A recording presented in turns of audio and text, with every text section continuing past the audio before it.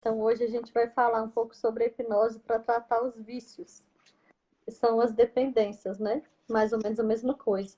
Mas antes de falar da hipnose para tratar o vício, eu queria que o Romano explicasse para a gente o que é a hipnose transformacional. Pessoal, então falando um pouquinho sobre como funciona a hipnose transformacional, como a Júlia falou, meu nome é Romani, a minha paixão é desenvolver pessoas, é desenvolver principalmente por dentro. Aqui, a hipnose transformacional, ela veio de uma junção de um monte de coisas da psicologia, de neurociência, de programação neurolinguística, de coaching, de vários conceitos diferentes, por exemplo, hipnose clássica, hipnose ericksoniana, para enxergar a hipnose como estilo de vida. E desde sempre, assim, desde muito pequeno, uma coisa, eu pensava sobre isso. Nossa, tem tanta gente que tem dependência química, tem tanta gente que está em depressão, tem tanta gente que está com problemas de ansiedade, tem tanta gente com problema no relacionamento, tanta gente com problema financeiro. E o que eu acredito que pode transformar a vida em qualquer um desses casos tem a ver com o que está dentro de nós, com a forma como nós interagimos com o mundo, com a forma que nós interagimos com nós mesmos. E aí veio a hipnose transformacional, que é uma forma de enxergar a hipnose como estilo de vida. Não se limitando, por exemplo, somente a um estado alterado de consciência ou ao rebaixamento do nível do senso crítico, mas entender que a hipnose acontece todo o tempo e que nós vivemos em estado de hipnose. Essa é a hipnose transformacional. E hoje vamos falar um pouquinho sobre como a hipnose transformacional pode ajudar no tratamento de vícios, como a hipnose transformacional, e não só a hipnose transformacional, como a comunicação faz diferença para criar algum tipo de dependência ou não, e entender também sobre alguns outros tipos de tratamentos que podem ajudar. Obrigado pelo convite mais uma vez, Júlia. Se tiver alguma pergunta, alguma questão que você queira fazer. Aqui, então, primeiro eu vou explicar para vocês o que são os vícios do ponto de vista da psiquiatria, qual que é o mecanismo de formar os vícios. Depois o Romani vai falar do ponto de vista da hipnose transformacional, o que gera os vícios e como que trata o vício por meio da hipnose. Então, do ponto de vista psiquiátrico, o vício ele aparece quando o uso de uma substância ou um comportamento, porque vício também pode ser de comportamento, né? Vício de jogar, vício em comprar, tem vício até de exercício físico hoje em dia, vício de sexo. Então, o vício aparece quando a pessoa perde o controle sobre o uso de uma substância ou sobre a realização de um comportamento. Vira um uso compulsivo. E esse uso compulsivo é caracterizado principalmente pela perda de liberdade. A pessoa passa a desenvolver um sentimento específico que só é sanado com a realização desse comportamento ou com o uso dessa droga. Ela passa a utilizar cada vez por mais tempo, uma quantidade cada vez maior, ou no caso do comportamento, por um tempo cada vez maior, passa a ter uma coisa que a gente chama de tolerância, que é ter que aumentar a quantidade para atingir os mesmos prazeres de antes, a mesma quantidade de prazer que ela sentia antes, ou nunca mais conseguir atingir o mesmo prazer que ela tinha inicialmente. Começa a ter síndrome de abstinência, que são aqueles sintomas ou físicos ou cognitivos, de quando a gente tira a substância ou comportamento.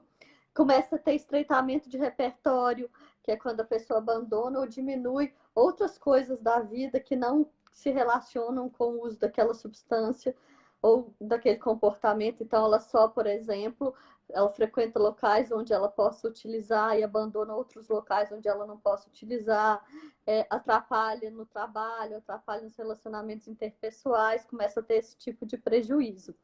E como que o vício na parte psiquiátrica é formado?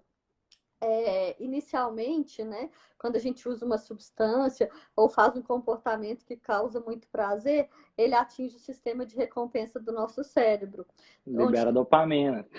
onde tem o núcleo accumbens, que é a área de prazer, liberando uma grande quantidade da dopamina, que é essa substância que gera o prazer. Que a gente tem com tudo que a gente faz que causa prazer, mas no caso dos comportamentos que causam vício das substâncias químicas é uma quantidade muito, muito maior de dopamina. E aí a pessoa ela se acostuma com essa quantidade maior de dopamina e dessensibiliza esse núcleo accumbens. Então ela vai precisar de uma quantidade cada vez maior da dopamina para estimular esse centro de prazer. E aí ela para também de ter capacidade de sentir prazer ou diminui prazer com outras áreas da vida. Então, ela passa só a ter prazer quando ela utiliza aquela droga, aquela substância química. Mas, à medida que vai evoluindo a dependência, ela passa a não conseguir ter mais prazer com aquela droga igual antes, e aí ela começa a usar mais para combater os estados de abstinência. São sensações ruins de quando ela não está sob o efeito daquela droga, daquela substância. E, além disso, as drogas também atingem o córtex pré-frontal, que é a região do nosso cérebro responsável por controlar nossos impulsos, nossas vontades, responsável por adiar recompensas. Então, é como se o córtex pré-frontal, que é a região da frente aqui, fosse uma peneira dos nossos desejos, dos nossos impulsos. E a droga faz com que afrouxe essa peneira e a gente fique mais impulsivo. Então, quando a gente está sob efeito de droga, por exemplo, a gente faz coisas que não faria se não tivesse sob efeito da droga, fala coisas que não falaria se não tivesse sob efeito da droga. E quando passa esse efeito, o córtex pré-frontal ele volta a funcionar normalmente. Mas de tanto usar a substância, ao longo do tempo, vai danificando o córtex pré-frontal de forma até mesmo permanente, em alguns casos.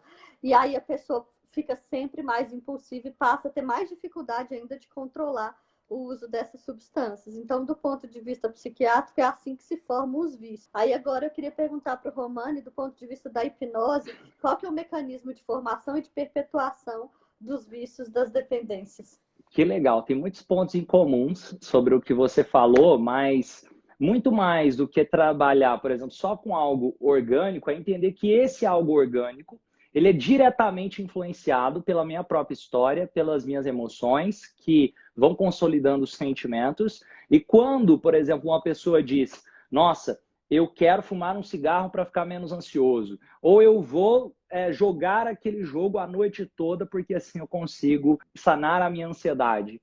De certa forma, isso tem algum tipo de sentimento que precisa ser reajustado e aquilo acaba sendo quase que descontado ou no jogo, ou na comida, ou no cigarro, ou em algum outro tipo de droga.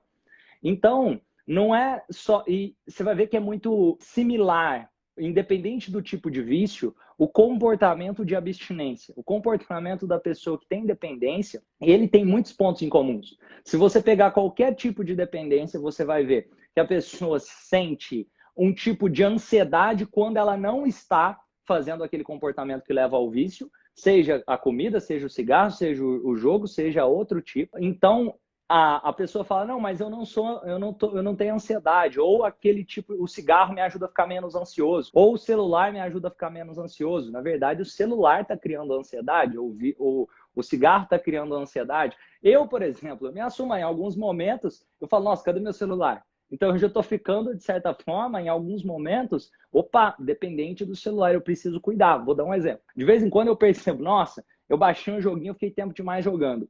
Como eu vou lidar com aquilo? Eu vou lá e deleto o jogo, porque eu sei que senão, de repente, eu começo a perder o controle.